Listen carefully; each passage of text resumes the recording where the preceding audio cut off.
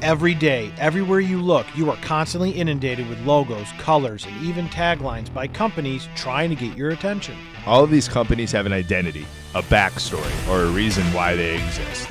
Few people actually break down the brand image. What's their why? What's their mission? What do they stand for? Well, we've connected with entrepreneurs and other interesting people from these companies to share what it is about them and their company that truly makes them brand worthy. So let's get to the show. Hey, what's going on, friends? Jason here with Love Local Media. Excited to be here today with my good partner in crime, Mr. Mike Mollardino. What's going on, man? Nothing much. I am super excited today because we have an awesome lawyer who's here with us, Brandon Ayers, and he is with Legacy and Life Law.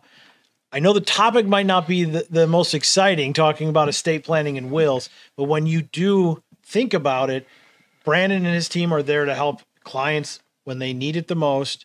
They help the most important people and get through the most important, event of their life. And so when you look at estate planning, it's important.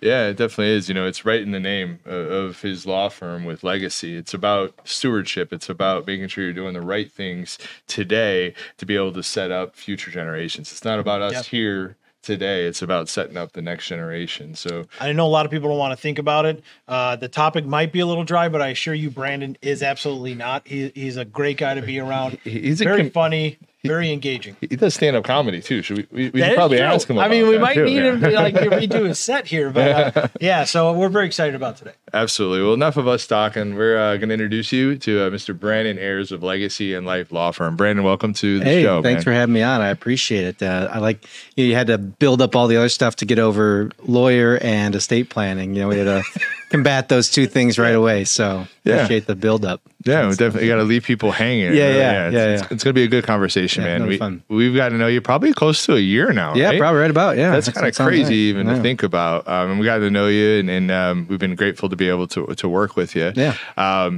You're a stand-up guy. You're an attorney that one time was a history teacher, correct? Right. Turned attorney. Tell us a little bit about you and who you are. Well, so you mentioned the few things I do that don't have to do with law. It's just I kind of find that we're all kind of a product of our life's experiences. So, with me, being a teacher. Before being a lawyer was a big deal. When I went to college, all the kids I knew going to law school, I didn't like. So I was like, I don't want to spend. I think a lot of people have that with lawyers. Yeah, right? Maybe even extending later on. Yeah. So I was like, I don't want to spend much more time with these people. All my buddies in college were like engineers, and then just coincidentally, that's who I was by in the dorms. So I wasn't, all the people in my classes that I was doing projects and stuff with. I was like, I don't know if I want to spend any more time with these people. So that's why I went to teaching instead of law school, and then eventually made the switch. But I like to be able to make an impact. I don't want to argue. I can argue. We talk about sports and all that stuff. We can get heated with it, but I'd rather just move forward. And that's what I like about the estate planning and even the real estate pieces. It's not ever perfect situations, but you just get to, whatever it is, you're moving forward, doing the best you can moving forward. So that's what I like about it. And as far as the teaching, it's the same deal. You're taking these weird topics that nobody really knows how to talk about and trying to make it little bite-sized chunks there. So when you were a teacher, what were you teaching? Like middle school, high school? High school. I taught AP US history, and then I taught a class for seniors. It was a really cool class called Recent American History. So it starts from post-World War II all the way to present. So you take the whole year, and it's just like all the stuff you never get to in regular history class.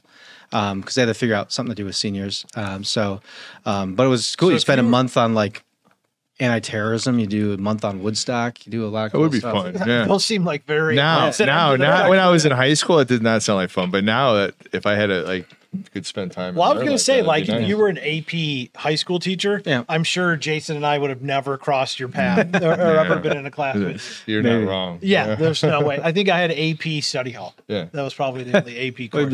Whatever it is, get college credit for it. Yeah. It's funny though. The first year, so I actually was AP teacher my first year, which probably not a good thing, to be perfectly honest. You shouldn't be teaching that class. But and I literally got the book, I think it was 2 weeks before school started. So I was up against it from a lot of different ways.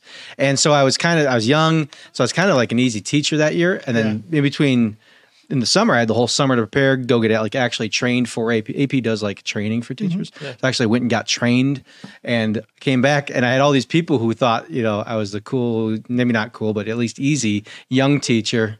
And now you were And like in the first week, like tons of people dropped because now we're like, all right, this is a real deal course. What happened to Mr. Ayers? Yeah, exactly. Well, if you think Strap it about up and you're like 22 when you graduate, Yeah, right? yep. So like your first job, Yep. you're 22 and a half years old and you're teaching like 17 and 18-year-olds. Yeah. It's not a big gap. No, I mean, well, shoot. I mean, Especially as I you think get about older, it sometimes these days. Like, I'm 39 now.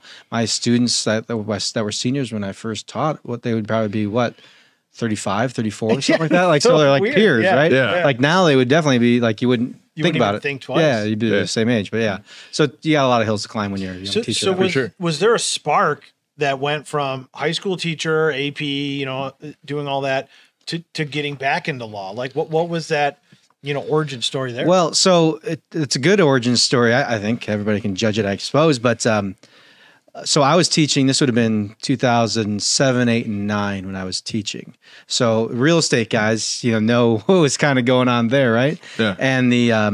And so what happens in Illinois public schools when the housing's down and enrollment's down is the non-tenured teachers, young teachers, get what they call RIFT each year. So you basically essentially get fired each year, and then when enrollment's confirmed in August, bring you back, bring right? you back. So it wasn't the most like steady thing. Summers were fine, having summers off, but not knowing where your paycheck for sure is coming, and you're relying on relationships there a lot too.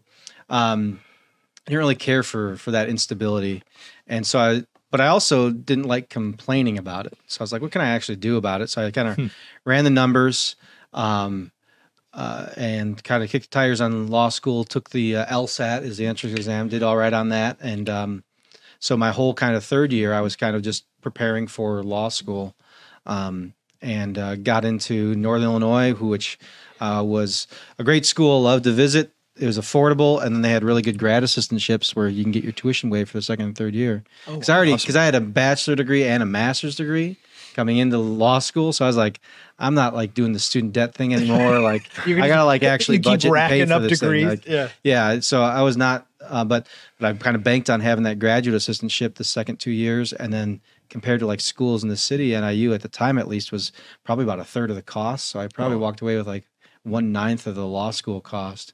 Oh, that's a beautiful thing. And DeKalb's it's a nice campus. Yeah. And I'd never been in a college town before. I'd been in Minneapolis and LA for school. So I'd never been to college town. So it was fun to have the college town experience. And Did you have to like go there from your like twice a week? How did that work? It was every day. So I got an apartment. It's an apartment where my wife and I, when I first met her was I was law school there, and she still is like, "What were you doing with that apartment?" Because it was like a $400 because I was like, budgeting. I've been there, man. It was like the old motel, like with the outside like balcony way thing, with carpet on the outside balcony thing, but it was walking distance to the school, so I didn't have to pay for parking. Perfect. So it's fine with me. College housing is always such an interesting. I look back at what I lived in college, and I remember my parents came to visit, and they're like, "We wouldn't have worked so hard to give you a nice house if this is how you wanted it." It's one of those. Well, I was just like, shoot, I'm just by myself, $400, but it was even for college housing, it was pretty rough. It was pretty. It wasn't like super super rough. I mean, DeKalb after all, it's not like some other places, but it was. It was not great housing. Cool. So you're there. You're walking to campus. You're living in a beautiful mansion, aka a slum of an apartment, pulling things through. But a smart decision long term because you're not going more debt. You're saving your money. You're being frugal, and you're going to law school. With law school, when did you decide like what type of law that you were going to go into, and how did that come to be? No, that's a good question because it's the because coming from the working world, I could tell like almost day one that I had kind of a different. The people who came from the working world, they were a little older, and the people who just came straight from school, especially 2007. This was 2010 that I guess it would have been the fall of 2010. Having gone through that job market, you could tell the perspective was different. So I tried everything. I kind of knew what I might like and didn't like, but I wasn't going to trust that either. I want to try it. So I did every volunteer opportunity, every externship, everything. And the job I got out of law school was because of one of the summer jobs I got as a clerk researching a book on Alzheimer's and the law for the ABA. It's like a handbook for attorneys on how to handle clients with cognitive issues. And so they offered me a job out of law school. So that was my first job. And I just, other things I did, I clerked at like for the state for a little bit. Didn't like that at all. That's not my speed. Doing the courtroom thing. Did some other stuff, and I liked it. Like I said, it was a forward-looking stuff, and I enjoyed it. So, yeah, that's awesome. And then when did you graduate school? 2013, would have been May 2013. Okay. Yeah. Sounds good. So you get out of school, you work for a law firm out in DeKalb, you come here? It was in Aurora. Aurora, okay. Yeah. Right. So. Cool. And then just last year is when were you in between anywhere, or did you stay with them up until you started your own? So actually, I have the golden touch of timing here. I actually put my notice in there. It would have been March 1st, probably March 1st of 2020. Oh yeah. Yeah. That's awesome. Yeah. Perfect. So Brandon, if you could please just call me whenever you're making a big I didn't do like the Costanza. I'll know. Yeah. George Costanza, do the opposite. Do the opposite. Yeah, just completely And different. I gave him to the end of the month because I was like, I want to, be able to exit here on good terms. And that was a big month. The end of the month was a lot different than the beginning. Did you ever ask him like, can I take this letter back? No, because I had a job at another place that wanted to add an estate planning wing. They did a lot of business formation litigation stuff. Yeah. And I didn't have that experience at all. So I kind of wanted to move on to get some of that. And it was kind of a nice, easy way. I was an employee, but I was starting an estate planning practice that didn't exist. So I got to figure things out there while still getting a paycheck. So I was there for It's a good feeling. for 2 years, even though it was the COVID years, and we did well. How weird is that though? Because you started a job the end of March. You probably didn't really meet anybody in person for a while, right? Right. I knew some of them. That's how I kind of hooked up with the job. So, that would be so weird to start a new job at so that I had time. a relationship with one of the two of the partners there. So that was good, and everybody else was nice, and we kind of just figured it out. They were really good about it. They were just kind of like, hey, we're just kind of figuring this thing out. And I, at the beginning of it, I was just getting all my form stuff, the letters, all this stuff done anyway, so I can do that from home. But so that was it was interesting. Cool. So you worked with them for how long, and then so from April of 2020 through the end of May 2022. So it was June 1st last year. I launched my own law firm. So cool. Yeah. Was that your vision, like since the onset, to build your own thing, or how did it come to be? Where like, wow, I'm gonna build this up, my way with the vision I at some level I probably always knew, but I didn't necessarily have to do my own thing. I've always been kind of like the back to the history side of things. The analogy I've always had in my mind as like an employee or a business owner or a boss is, you have like the pyramids in Egypt, right? Mm-hmm. Like, and the pharaohs were, buried in there. And so everybody knows who the pyramids were built for, but nobody really knows who built the pyramids. Yeah. There had to be some pretty good engineers like doing that thing, pretty hard workers, but nobody knows them. Nobody knows any of their names. There's nothing. Yeah. So I'm like, I'm okay like building somebody else's pyramid, but I got to be building mine too at the same time. Like, I'm not just going to be, the draft horse here that gets taken out beyond the barn when my useful life's over. So I've always had that kind of attitude of wanting to at least have some sort of stake in what I'm doing. So, and after, a few different experiences, I'm like, I got the skills. Timing's never perfect on anything, but let's go out and do this thing. And then I can build a team from there. Cool. Well, I seen you over the last year grow, and now you have a team around you. Yeah. You have a couple paralegals that are there to support you. It's and you just moved into a new space too, which lucky enough to have an opportunity with a financial advisor group that saw my work with some mutual clients. They liked it. We met for lunch, and they were opening their own thing and wanted an attorney down the hall that they could kind of improve their value add to clients. And gave me a pretty good deal and a pretty good space. So it's really nice. It's hopefully our permanent home there. So it was great. I know we were there for the ribbon cutting with the Naperville Chamber of Commerce. It's an awesome building. Yeah, great location. I mean, you can't really go wrong. with that right location. On Deal in 88 there, or Deal in Washington, Route 88. It's great. And and the Naperville Chamber was great. They always do a good job. Have a lot of people there, mayor there. So it's always nice, and it's good. It was a good little party. Yeah, I saw you hanging out, talking to the mayor, making friends. It's a good thing. I'm getting some got some permits through the office. Smart move.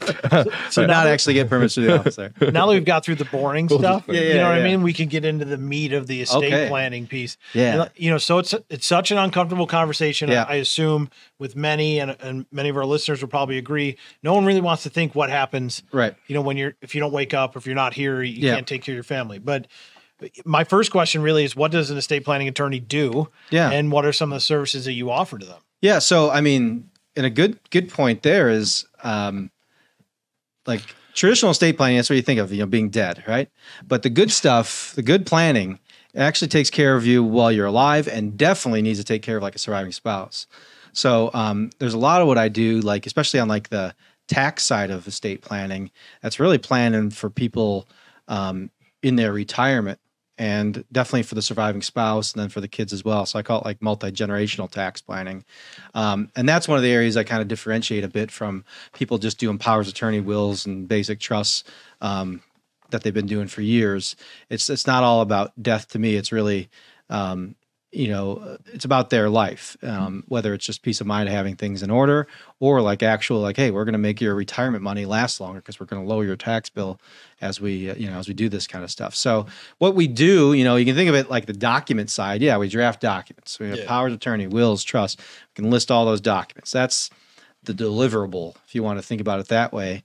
But on the more traditional attorney side, the advice side, the advising, the counseling side, it's really walking people through, like you kind of mentioned, through those, the most important, decisions of their life, everything they've saved to build up to get to the people that they love most. Those are huge moments. And then if you sprinkle in the dread diagnosis side of things, where there's all this uncertainty with even really successful people that are really adept at a lot of things, but have never had to deal with dementia or Parkinson's or Lou Gehrig's disease or whatever it is. Yeah. All those things, just providing some guidance, making the plan of, hey, here's the room we're in. It's not great. We're not going to sugarcoat it, but these are the directions we can go. Yeah. And here's the thing, so that you can concentrate on, the good days that are left. You can concentrate on all the wealth you've built, and you can enjoy it without having to worry about, the government doing something with tax rates and taking more of it. Those types of things are what we like to provide.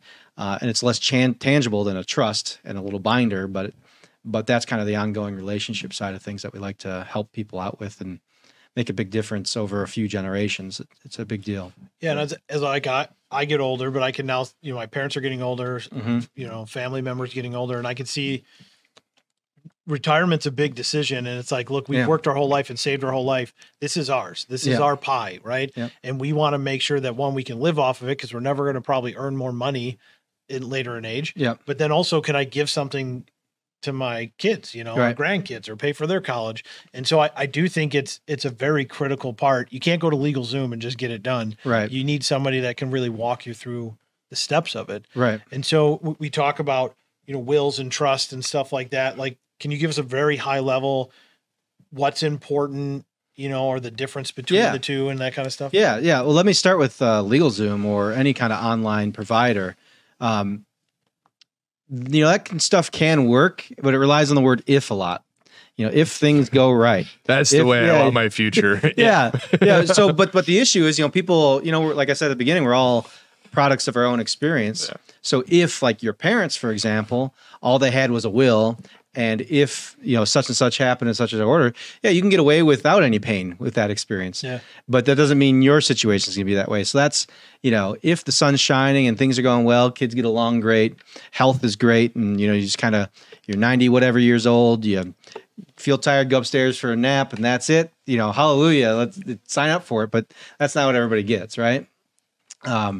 And so that, when those ifs don't line up, is where a good estate planning attorney comes out. On the wills and trusts, the biggest issue or difference between a will and a trust is the issue of probate, and whether or not you want your estate to be going through probate after you're gone. So in Illinois, probate's probably a year-long process, could be maybe as short as 8 months if you're really after it, but it's a court process. The attorneys are charging you hourly for going to court. And there's a 6-month creditor window when any creditors can make claims against your estate, and all your stuff is public record in the court. Years ago, when Ernie Banks passed away, part of his estate went through probate. I don't think it was the whole thing, but you could go look. I assume it was Cook County. You can go look in Cook County probate records to see whatever accountings they needed to make for whatever was in part of his probate estate. Those would be public things. You can see all those details. So people don't like that. People don't like the expense. They don't like the time. So usually they get through to trust, which when done right will avoid probate for you. You need to have it funded. So like probate is like if you have a will or you don't have a will, Correct. You're definitely going to this probate process. Yeah, and thanks for highlighting that, because all the will does essentially is overwrite the state of Illinois' rules. State of Illinois has default rules of what happens when you're gone. Okay. And the will, a lot of people think, oh, we avoid probate because we have a will, but all it does necessarily is say, instead of the state of Illinois' rules, here's what I want, which is valuable, of course. Yeah, you don't have to say, hey, the state of Illinois has a plan for you to get people, very, not many people are like, that sounds good. I don't think I would trust the state of Illinois yeah. in any of my interests. Yeah. But, but again, in the ifs, if everything goes right, it could reflect your plan. It just depends on what the situation is. So all the will does is override that and clarify, here's what I want. But if you have over $100,000 of things that are just in your name or any real estate in your name when you pass away, then you go through probate. And the probate is the proving of the will. It's the judge oversight to make sure things go to the right people. And really, essentially what it is an opportunity for creditors to make claims against your estate. Yeah. So whether that's the bank and the mortgage company or the cousin who says, hey, you gave me, I gave you $10,000 to go to that Game 7 in Cleveland all those years ago. Now I want it back. Okay, well, then they can come out and say it. And if the Screw you, Billy. You're never getting that $10,000 if they can't document it right, if they can't get it right, then the judge will say, no, that's not legitimate. But if it is, then the state pays it. So that's what happens in that 6 months. See, I always thought like if you had a will, it's like you just go to an attorney's office and they go, all right, here's the will. All right, give it all out. I'll line up the ifs. If you don't have any real estate or if you had less than $100,000 of anything else that was just in your name without beneficiaries, then you can go. But usually it's the real estate that will kick people into probate. That's the second spouse passing away. Yeah. That's the other thing. You talk about pain. At first spouse, there's plenty of pain there. But as far as probate's concerned, the house is usually joint. Mm-hmm. Yeah. And the accounts are joint. And anything that's not joint probably has the spouse's beneficiary. So there's no probate concern. It's usually at second death that probate will kick in, and then it's very much too late to do anything to avoid it. When do you recommend somebody reaches out to you to start this process? I think it's naive to say like when I didn't know, I didn't come from that, so I didn't know like when you should. Yeah. You wouldn't. Yeah, sure. You don't know. Yeah. Like, you think it's something like older people do, but Well, there's kind of most of my clients fall into 3 buckets as far as the when question. One is the young parents. Hey, let's protect. Make sure the kids get the right spot if a date night goes wrong. And the good news is that's where a will comes in very valuable. So you don't need to do a big trust if that's your only concern. Mm-hmm. You can do a will. It's a less expensive plan generally. I would say it'd be very surprising if a will weren't less expensive than a trust, but it's less expensive. But you're risking the probate. But generally, if you have like I have a 4-year-old and 1-year-old, if something happened to me and my wife tonight, and there was probate. Sure, that's not fun, but we have bigger things. We have bigger fish to fry. So let's get the kids the right spot. Yeah, for where they're going. That's where we want to make sure. So that's that plan so it's the young families. Then there's kind of the empty nesters. So you kind of fast forward quite a while to like the empty nester phase where, hey, maybe something just happened to our parents. We want to make sure it went so well. We want to make sure that goes too, or more often it went so not well. Let's make sure we don't do that. You hear a lot about the not so well. Yeah, well, pain is a strong. Fighting, we remember took money. Like you hear about that a lot. Yeah. Like you can remember your most embarrassing day much better than your best day, right? Yeah, true. So you I don't remember have those embarrassing days. Yeah, but if theoretically, if you ever made a mistake, yeah. But no. So you get the empty nesters, and then you can get kind of what I call the foundational trust side. Let's avoid probate. Let's get everything set, and then there's the third phase, which is as you age and more serious, like the long-term care diagnoses come to be, or when the first spouse passes away, then we can maybe get to some more, let's protect the money from long-term care costs, or now that we're looking at what requirement distributions and the tax implications of those look like, let's use estate planning, and then with our advisor and CPA, let's use all those tools together to lower those tax bills. That's kind of the third phase step there. Okay. So you and I talked before this, but one thing that kind of struck me a little differently, but I just assumed, hey, if I have $100 and I die today and I have 2 kids, they get $50 each and that's the way it goes.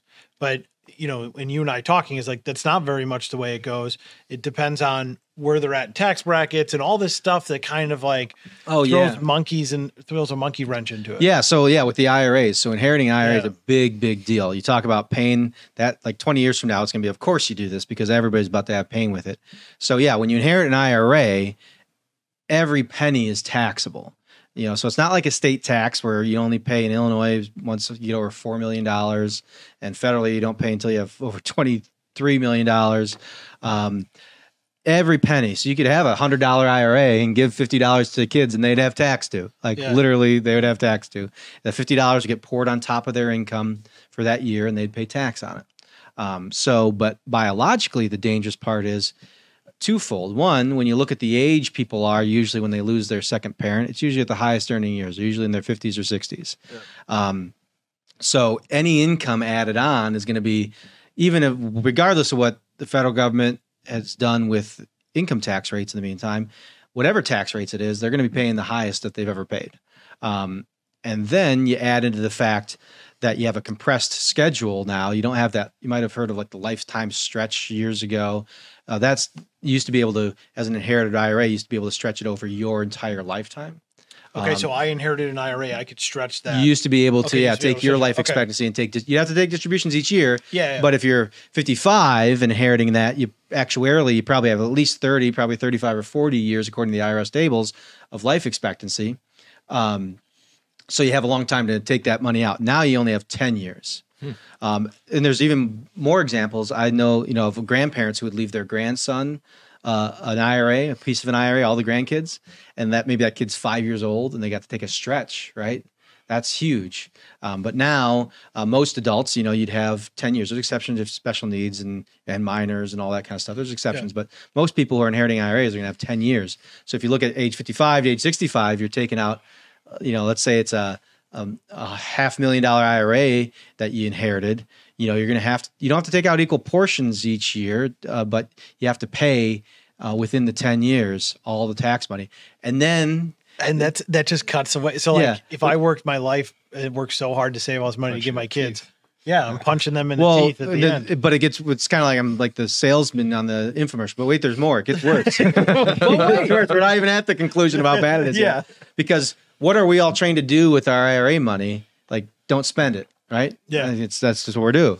So these kids, when they inherit it, some of them spend it right away, of course.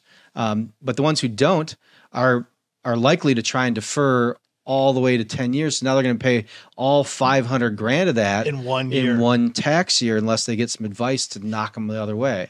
Now, Secure Act passed a few years ago now, so the advice is starting to get better around it. Yeah. But it's still not uniform. I've dealt when my parents passed, my mom, I had to argue with the financial institutions how to calculate the 10 years. Because it's a classic, it's an engineering problem generally, but it's a count from zero or count from one problem. Year one of the 10 years doesn't start until the year after the date of death. Okay. So technically you get 11. You get 11 depending on when they die. Yeah. Okay. So basically it's to prevent the problem. Like if somebody dies on December 30th, you don't have to do all the paperwork in one day or whatever to get that first distribution in. So it's a practical thing. But this institution had it wrong. They were wrong, and they were so confident about it. I even had to call a couple of attorneys that I know. Like, am I right in this, or am I just reading? They must have hated dealing with you. They're like, this guy again. No. Well, the truth was, for my brother and I, it wasn't a huge account by any means. So the difference in tax we'd have to pay over 9 years or 10 years. Like I wasn't gonna run any flags for it. I just wanted to be right, But there's some accounts out there that the difference between dividing by 9 and dividing by 10 is a huge deal. And those are people with a lot of money. So some institutions are going to be caught out here if people are paying attention by giving. Well, I'm of the accord. Like, it doesn't matter what the dollar amount is. If my parents were to pass away and gave me $1,000, that's their $1,000 that they worked their whole life to give me, right? Or to my kids or whatever. Like, so it is very touchy.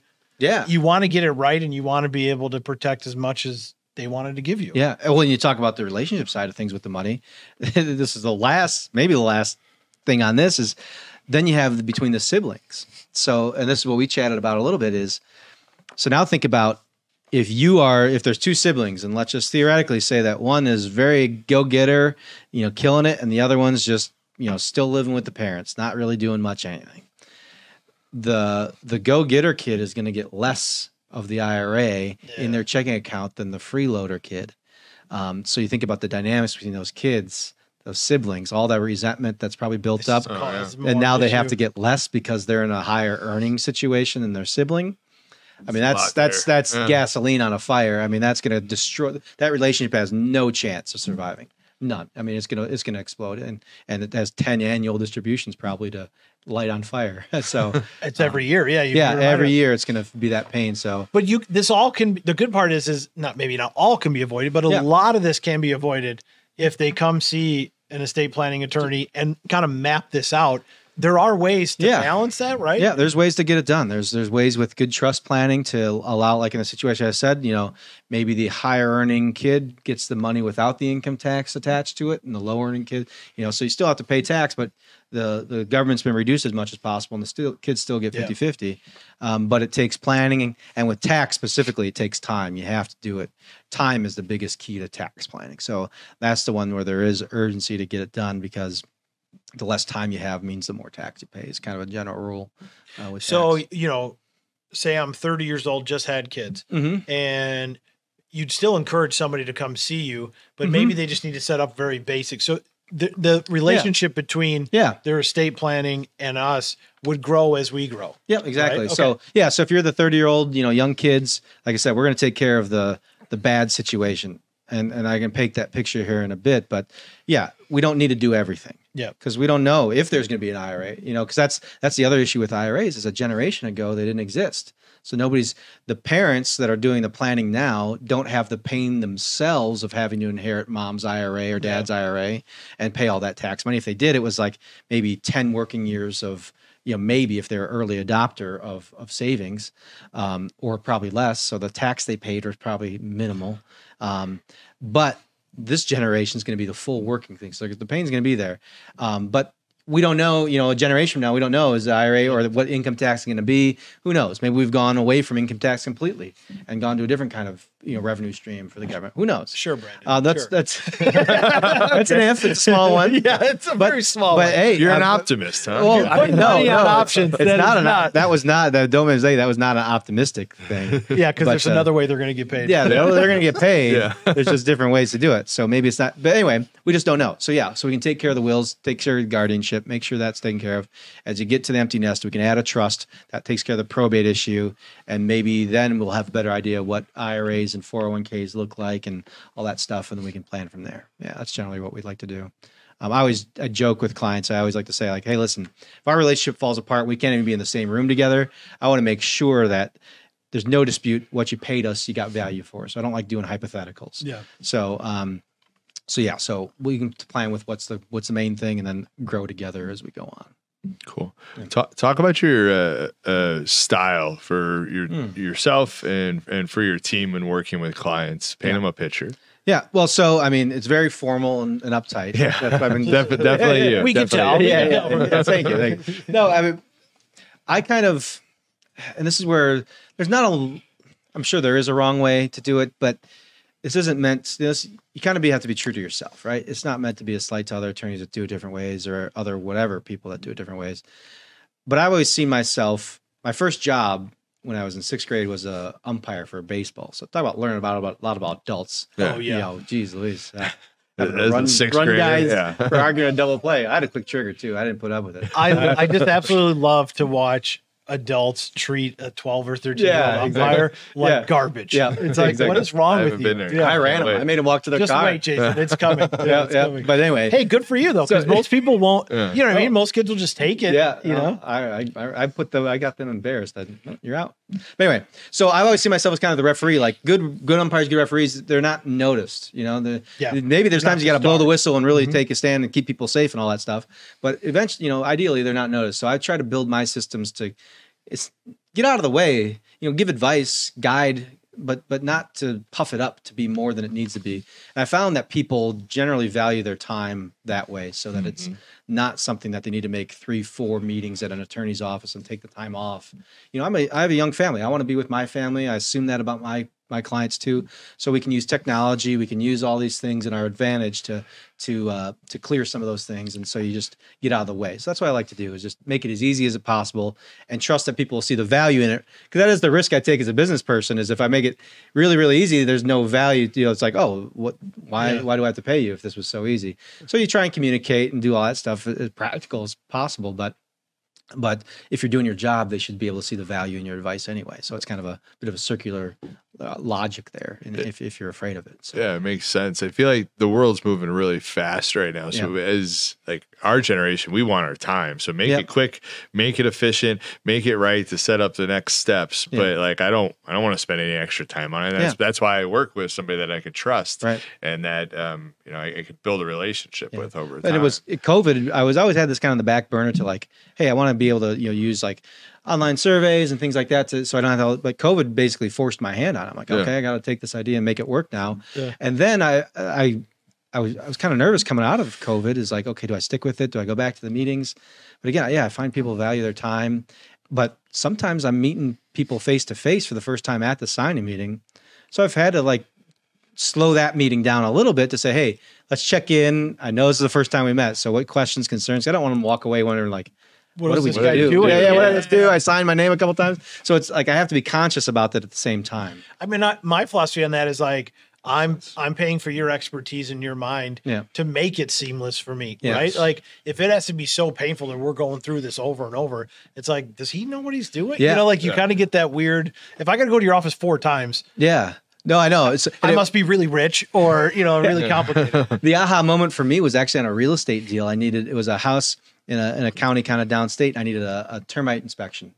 And so I was looking for termite inspectors, and everybody needed a phone call to make the appointment. I just wanted like the online form. I just wanted to put the address in, do it. So when I found, I actually found myself closing tabs. I'm like, oh man, can't do that. I don't want to call these people. I'm like, oh, okay. So I am kind of like in the right minds, because now I'm the consumer. Yeah. So I'm like, if we can use technology, use an online, like my calendar is attached to a lot of my stuff, so they don't have to go back and forth 3-4 emails with me. They can just hop my calendar, find a time, boom, and then I'm there. It's the best way to do it and most efficient. I feel like people respect that and value that as just like Mike said, like they trust you to guide them through it seamlessly. Like we want it quick, we want it efficient, most of us, because life's busy and life's hard. So if you add something else into the mix, it toughens it up even more. Yeah. What do you let's go forward. We didn't have to tell you this picture's coming. Let's look at its retirement years. Yeah. And you've built up this legacy and life law firm. What does it what are you leaving behind? What have you built? Yeah, that's a really what is legacy's legacy. Yeah. What is the legacy like? Well, there's a few ways it could go. Shoot, and some of them are out of my control for sure. But in an ideal world, I actually was just listening to a book today on my way up.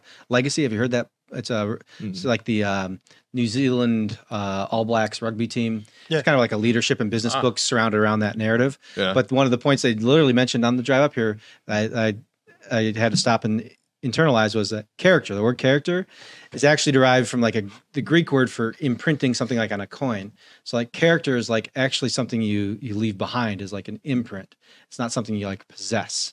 So that's why I was like the interest. So I hope to kind of like imprint, my character of taking care of people, taking responsibility for things, being responsive and all those types of things. That'd be kind of the imprint that I'd want to leave behind on the law firm, and hopefully have trained younger attorneys at that point to take over and handle the client families. Because right now I'm seeing the strength of being 39. A lot of my older clients, where I was kind of nervous of thinking, hey, are they gonna be nervous working with somebody that looks like their son or grandkid sometimes? Mm-hmm. And they actually because like, hey, we know you're gonna be around. Yeah. So when I pass away, and then eventually when I'm 65, it will be less likely for some of my clients. So to have that kind of next step will be really important for me. You just gotta work out a lot. Yeah, you'll be work out, eat healthy, do all that stuff, and then day at a time. I love the imprint part, because I feel like the customers that are coming to you, your clients that are coming to you, won't really see the benefit of your work until they're gone. Yeah, and so like it's the imprint that you're giving is the important people in their life are going to have a seamless and easier transition. And they'll be able to enjoy the things that they wanted to enjoy from that person. It's just crazy to think like that. Though, man. And you talk about the trust side of that too, like, a lot of times they're not going to be around to see if what they did works. So they really got to trust me. And sometimes before we even meet these days, I'm asking them for all their financial records. I'm asking them questions of how well their kids get along with each other. If they have any concerns with their kids and their kids' marriages, handling money, is divorce a problem? Is addiction an issue? It's so weird because they've got to be so vulnerable to you. Yeah. So I'm really asking them to really like strip down and I got to see everything. Do you see people struggle through that sometimes? Yeah, it's a personality thing, but that's kind of, it's almost like the old, that's on me, if I haven't established that. And that's kind of getting back to this process thing. If I haven't established the trust, another meeting isn't going to solve it. It may make somebody temporarily feel better about it, but it really hasn't done a long-term thing. So I really have to, that's why I have to be responsive. That's why I have to have, Lisa and Brittany. So when I'm recording podcasts that they can get emailed, if something urgent's there, they can get it back to them, get it. And have the answering service. I heard a financial advisor recently say is 40 years, we've never had a call go to voicemail, and who knows if that's true or not, but I like the attitude, if you call us, usually it's something's happening, it's usually not, hey, how you doing? Usually something's happening. So having those, being responsive and not taking 2 weeks to get back because they've actually emailed you again. That's embarrassing. We're not perfect, but we try and avoid those things. Awesome, man. I love the character thing as well, and I feel like that's you. Just getting to know you, you what you see is what you get. And I think that's, to me, I go back to, I think that's what people want. That's what we want. We want that. We don't. Especially with this type of stuff, we could be transactional, but to be able to do to build a relationship throughout this process, why we take care of the estate and set up the next generation, I think is super, super important. I love that thought process from you, but that's long term for you. Yeah. What's short term goals for you that you're working on within the law firm? Well, just like any other business owner, get through the emails today. Yeah. Get the calls, get all those things that I just said, actually fulfill those things, right? Yeah. But in a more serious note, I suppose it's really just to get out there, and I really would like to establish myself as one of those pillars, one of those people that, hey, when this happens, you just call them. Don't think about it. Just, this is the guy you get a hold of, so like we've talked about, I'm not dealing with sunshine and rainbows all day, but there are things we can do. So when people have that, that's why I established. That's why I worked with you guys to, get out there and make sure people know about me. Because attorneys are often bad business people. They think the degree on their wall is enough. Mm-hmm. So I don't want to get caught behind my desk and then look up one day and be like, wait, where is everybody? Because I've just been so insular. So I really have to try and get out there and always be part of the community. I feel like the way that you do that, how you create community, how you network in the community, how you give back to the community is beautiful. Being able to work with our team to be able to help get your voice out there and amplify it. You're the reason why we're building it. You're your style of person. You're an authentic human that knows their stuff, that wants to give value to consumers. So your content is that. You want to help get people thinking about things that they should be thinking about. And most attorneys are not forward thinking. Many of them are the used car salesman type, but people follow your social channels. They see you're consistently providing value to people. So give you a call, right? Yeah. Absolutely. I mean, I've seen you do some stand-up comedy. I've seen you with your wife. He's funny, too. I've seen you do some... One time he was funny. The time I saw him, he wasn't funny the second time. I've seen some of the charitable stuff that you've done in the community. And then to hear you talk about your craft like that, I think it really resonates with me of why you are who you are and why people would gravitate towards you. So yeah. And I think it's good use of time too, because it's then you attract the people you want. If I was fake or something, I get the people that I didn't want to deal with. And this is my life too. This is what I'm spending it on. So I might as well be around the people who accept me and want to be around me, and I do the same. And see how many people are lucky that, Brandon Ayers is not teaching history. Now he's helping his clients work Plenty for the of students, future. You know, I'm sure talk to certain people. I'm sure plenty of students would count themselves like. we need to find some of that. If you're 37 do to not. 39 or whatever, and you dropped his class for a reason, we want to know why. I have an NDA for you guys to sign. I'll use my skills to protect myself. Well, Brandon, I mean, obviously we've had a great time today. I think legacy and life law is definitely burning a good imprint. They're leaving their character behind, and you and your team are leading the charge in doing so. So if people out there, they want to protect their most important assets, they want to leave those to their most important people in the most challenging time in their life. Obviously, legacy and life law is the place to go. Yeah, I appreciate it. Sounds good. People could find you legacyandlifelaw.com, Facebook, Instagram. You know where all the places I got you. And YouTube. Yeah, YouTube, LinkedIn. Yeah, all those places. Email, phone. We're available. Smoke signal, maybe. Yeah. Let's see. Carrier pigeon. Yeah. It doesn't matter. You'll figure it out. Yeah. Awesome. Well, enjoyed having you on the show today and just talking to you. Go back to having the opportunity to get to know you over the last year, and because of your character, really having a huge respect for you. I look forward to the future and continuing to build that relationship. My friends, if you need an attorney, whether it's the estate planning or even if you need a real estate attorney, you're not going to go wrong with Legacy and Life Law Firm. What you see is what you get. A good human that wants to lead others the right way and to be able to help them succeed with setting up their estate and helping them gain stewardship as they continue to evolve throughout generations. So thank you all so much for coming today. Do us a favor. Follow us on YouTube, follow us on Spotify, Apple Podcasts, wherever you're listening to this. We love our community. We love the businesses that live in it, and we're not stopping doing what we're doing and telling stories. So peace out, my friends. Thank you. Peace.